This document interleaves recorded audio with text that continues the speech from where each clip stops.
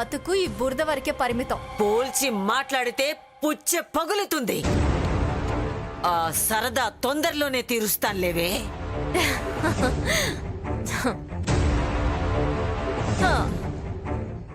మీ వల్ల ఏమీ కాదు. మీరు ఈ సీత నీడని కూడా టచ్ చేయలేరు. చెయ్యాలని చూస్తే మాడి మస్ అయిపోతారు. Be careful. వెళ్ళండి, వెళ్ళి ఫెనాయిల్ పెట్టి శుభ్రంగా కడుక్కోండి. వెళ్ళండి. పదవే.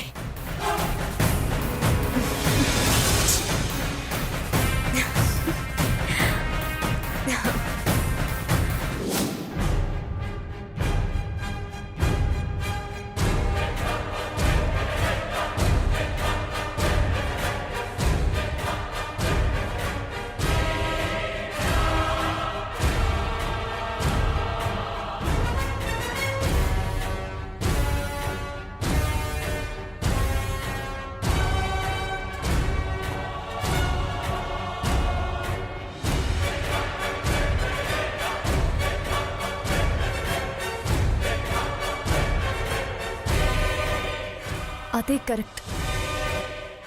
చచ్చిన ఈ ఫోన్ వాళ్ళకి దొరకదు.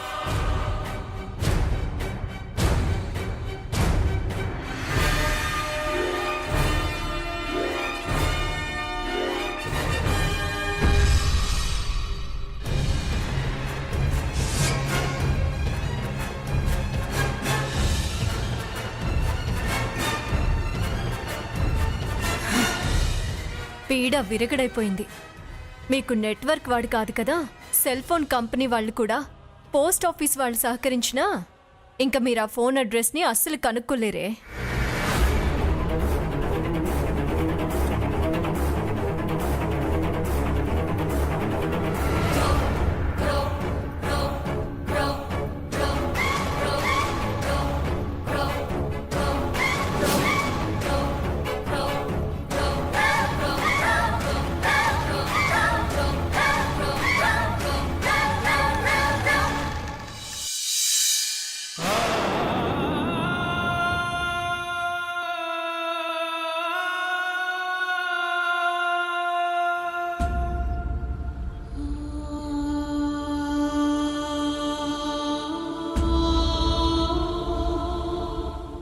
ఎప్పుడు నీకు నీ తెలుపనిది, ఇకపై ఎవరికీ తెలియనిది, మనసే మోయగలదా జీవితాంతం. వెతికి తీరమే రానంది, బతికి దారినే మూసింది, రగిలే నిన్నలేనా నాకు సొంతం. సమయం చేదుగా నవ్వింది, హృదయం బాధగా చూసింది, నిజమే నీడగా మారింది. ఎప్పుడు నీకు నే తెలుపనిది, ఇకపై ఎవరికీ తెలియనిది, మనసే మోయగలదా జీవితాంతం. ఏదైనా పోగొట్టుకున్నాకే దాని విలువ తెలిసి వస్తుంది అన్నట్టు అప్పుడు నిన్ను తేలిగ్గా చూశాను. ఇప్పుడు నీ తోడు లేక తల్లడిల్లిపోతున్నాను. ఒక్కటి మాత్రం నిజం, నాకప్పుడు ఇప్పుడు నువ్వంటే ప్రేమే స్వర్ణ.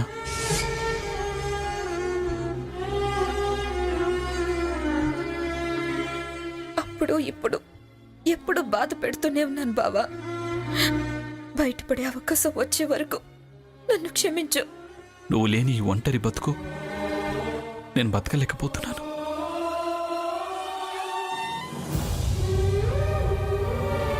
ఈ బాధ భరించలేకపోతున్నాను స్వర్ణ. గ్రాని పెళ్ళంటోంది, నాకిష్టం లేదు.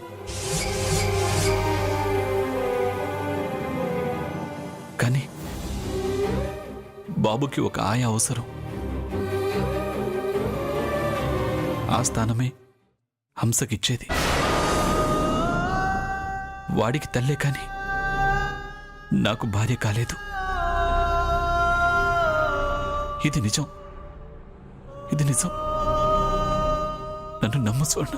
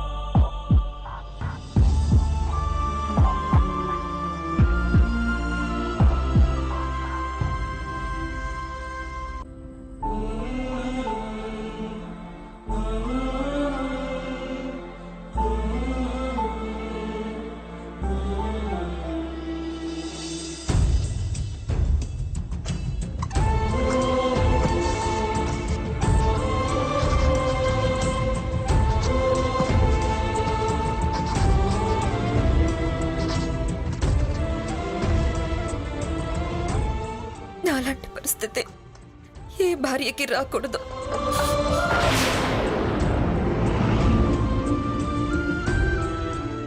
నా బావల ఎవరూ ఇంత బాధ అనుభవించే పరిస్థితి రాకూడదు.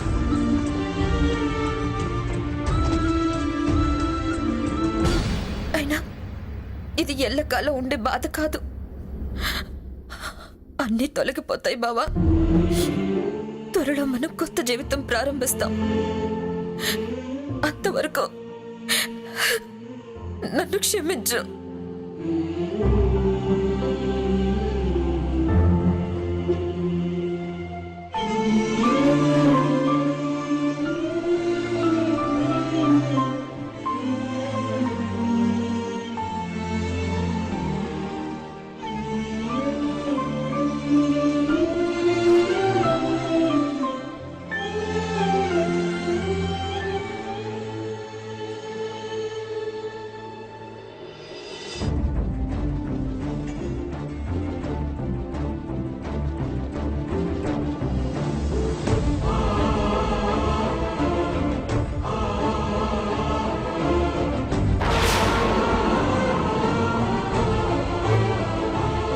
స్వర్ణ,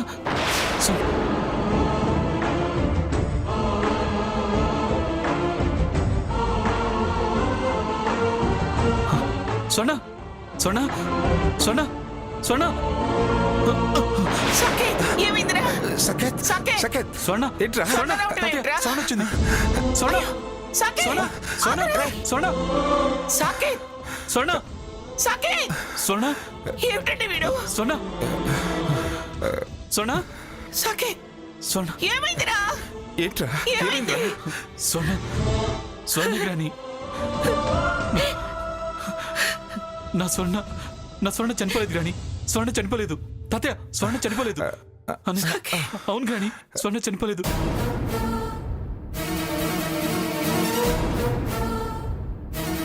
ఇప్పుడే నా గదికి వచ్చింది గ్రాని. స్వర్ణ, నా స్వర్ణ వచ్చింది గ్రాని. సాకేత్! స్వర్ణ రావటం ఏమిట్రా? అవును గ్రాని, నేను చూశాను. నా స్వర్ణే, నిజం గ్రాని. సాకేత్! అవును గ్రాని, నిజం. సాకేత్! సాకేత్! అది దాని ఆత్మ అయి ఉంటుందిరా. ఆ, లేదు, స్వర్ణే, స్వర్ణే, స్వర్ణే గ్రాని. స్వర్ణే గ్రాని. అవును, ఆత్మకి కన్నీళ్ళు ఉంటాయా? కన్నీళ్ళ? స్వర్ణే, నా స్వర్ణ, తన కన్నీళ్లు నా కాళ్ళ మీద పడ్డాయి. నేను నిజం చెప్తున్నాను. సాకేత్! అవును. ఏమిట్రా ఇది?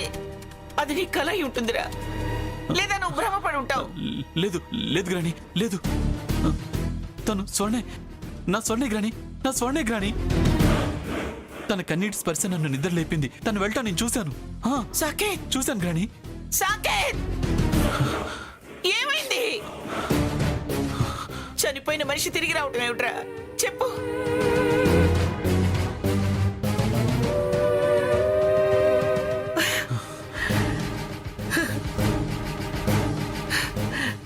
సాకేత్, ఏమిట్రా నీ పిచ్చితనం? దాని మీద నీకున్న ప్రేమ నీకు అలా భ్రమ కలిగించుంటుంది. లేకుంటే పోయిన మనిషి తిరిగి రావటం ఏమిట్రా?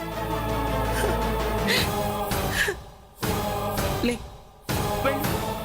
దాని ఆలోచనలు కాస్త తగ్గించుకొని ప్రశాంతంగా నిద్రపో. అది రావటం నిజమైతే మాకెదుట పడాలి కదా. నువ్వు ఇలా తప్పించిపోతుంటే హంస నీ జీవితంలోకి రావడానికి భయపడుతుంది. వెళ్ళి ప్రశాంతంగా పడుకోపో. రఘురామ్, వీడిని తీసుకెళ్ళు. రే సాకేత్, వచ్చింది ఏడ్చింది నిజమైతే ఎందుకు వెళ్తుందిరా?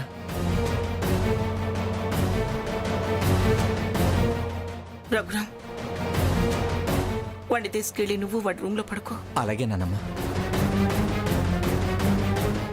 లేరా సాకేత్, లే. లే సాకేత్, వెళ్ళు. పదరా. వెళ్ళి పడుకో. రా సాకేత్, రా. తీసుకెళ్ళరా. రా.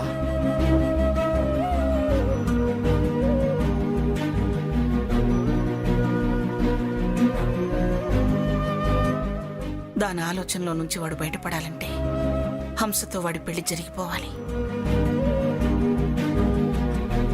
ఏమండి? అలాగే మంగా.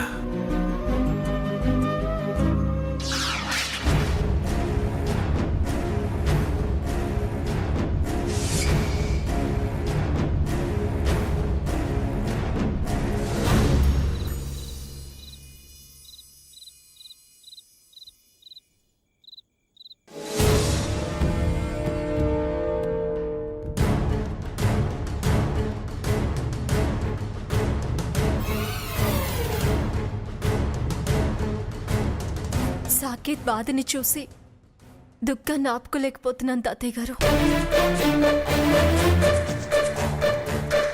తను ఎంతగా పరితపించిపోతున్నాడో, ఎంత బాధని గుండెల్లో దాచుకుని కుమిలిపోతున్నాడో. అతనిలో పశ్చాత్తాపం స్పష్టంగా కనిపిస్తోంది. బతికుండి కూడా స్వర్ణ బయటపడలేని పరిస్థితి. బాధపడొద్దు, అది బతికే ఉందని మనం సాకేత్కి చెప్పుకోలేని దౌర్భాగ్య స్థితి. స్వర్ణ, సాకేత్ ఇద్దరూ కూడా భరించలేని ఆవేదనను అనుభవిస్తున్నారు. నిజం చెప్పేసి ఇద్దరిని ఒకటి చేయాలనిపిస్తుంది. ఇంకా ఇంకా ఎందుకు ఈ శిక్షని స్వర్ణ అనుభవించాలి? నిజం దాచి తప్పు చేశామన్న పాపం మనకి తగులుతుందేమోనని నాకు చాలా భయంగా ఉంది. భర్తకు బిడ్డకు స్వర్ణ దూరంగా, తల్లికి పిల్లాడు దూరంగా, భార్యకు సాకేత్ దూరంగా, నా మూలంగానే వీళ్ళంతా దూరంగా ఉంటున్నారేమో అనిపిస్తుంది. మనసు పరిపరి విధాలా ఆలోచిస్తుంది. ఎటు తేల్చుకోలేని పరిస్థితి. ఏం చేయాలా అని ఆలోచిస్తున్నాను. అంటే చెప్పేస్తావా? అవును, చెప్తేనే గాని నా మనసు కుదుట పడుతుంది. కొత్త ముడి పడుతుంది. పడిన కష్టమంతా బూడిదలో పోసిన పన్నీర్ అవుతుంది. కథ అడ్డం తిరిగితే నీ శ్రమంతా వృధా అవుతుంది. నింద నెత్తిన మోయాల్సి వస్తుంది. అవునమ్మా, ఇన్ని రోజులు ఎందుకు ఆగారు?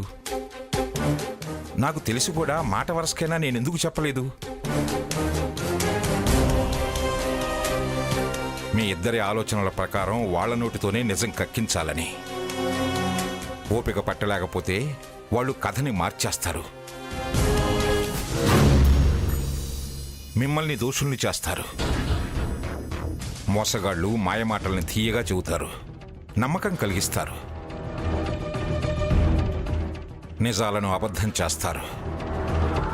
చూడమ్మా, నువ్వు బయటపడితే వాళ్ళు స్వర్ణని బయటకు రాకుండా చేసినా చేస్తారు.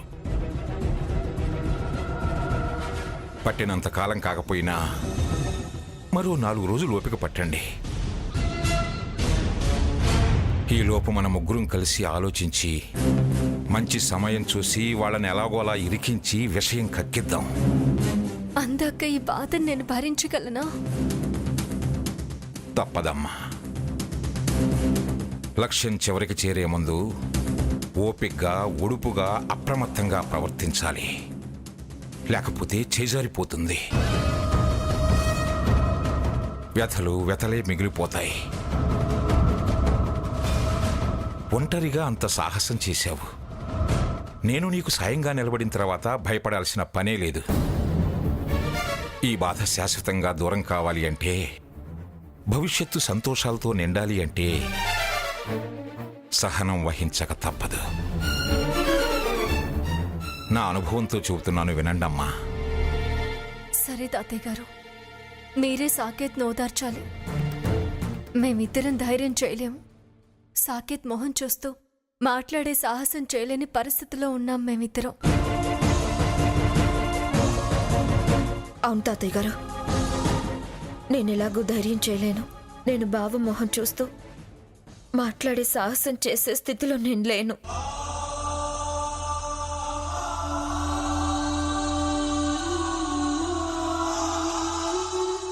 బాధపడకండమ్మా.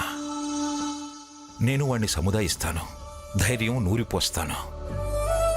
త్వరలోనే మనందరికీ మంచి రోజులు వస్తాయమ్మా. బాధపడకండి.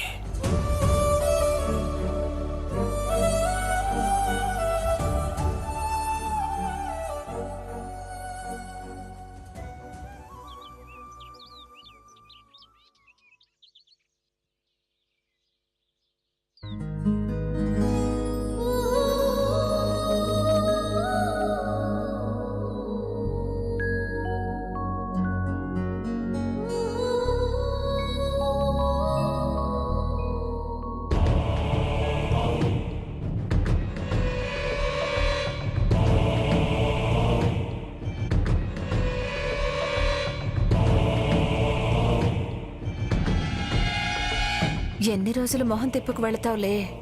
3 ముళ్ళు పడితే నిన్ను నా కొంగున ముడేసుకుంటా. అమ్మా, తమరు తప్పుగా అనుకోవద్దు. ఈ జాతకాలకు పరస్పర జాతి వైరం, నక్షత్ర దోషం ఉంది.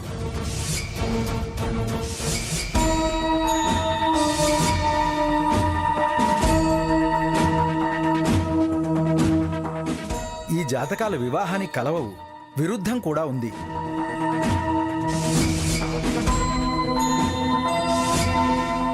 వివాహం శుభప్రదం కాదు. పంతులు గారు, నేను మిమ్మల్ని పిలిచింది జాతకాలు చుట్టానికి కాదండి, నిశ్చితార్థానికి ముహూర్తం చుట్టానికి. జాతకాలు కలవనప్పుడు ముహూర్తం ఎలా నిర్ణయిస్తారు? కలిసి బతకొద్దా? సంసారం చక్కగా సాగొద్దా? అమ్మమ్మ గారు, కలవని జాతకాలు ముడిపెడితే జీవితకాలం అష్ట కష్టాలు పడాల్సి వస్తుంది. జాతకాలు చూసి చేసిన పెళ్లిళ్ళు ఎన్ని పెటాకులు కావడం లేదు. ఏమీ చూడకుండా చేసిన పెళ్లిళ్ళు ఎన్ని లేవు. ఎంతమంది సుఖంగా ఉండట్లేదు.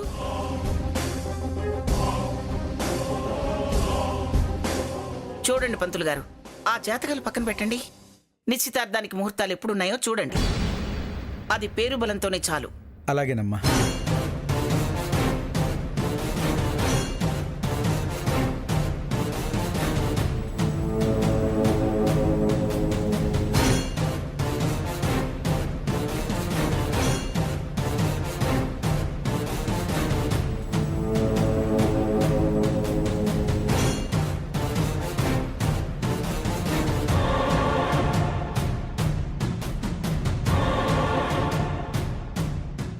అమ్మా, రేపే మంచి ముహూర్తం ఉంది.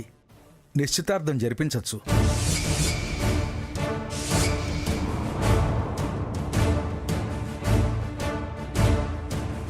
అలాగే కానిద్దామండి.